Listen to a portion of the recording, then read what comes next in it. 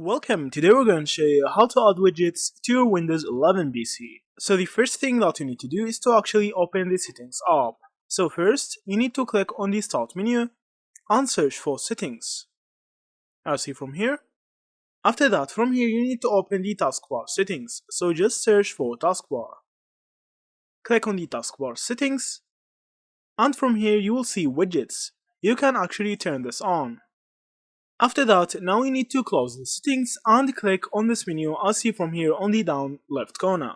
After that, you need to click on these settings. Now, click on Discover New Widgets. And this menu will pop up with all the widgets that you need. Also, you can click on Find More Widgets to download any widget you like. So, if you want to add a Photos widget or anything else as seen from here. Also, there's more. All you need to do is to click on it and click on pin. Now it will be pinned here as you.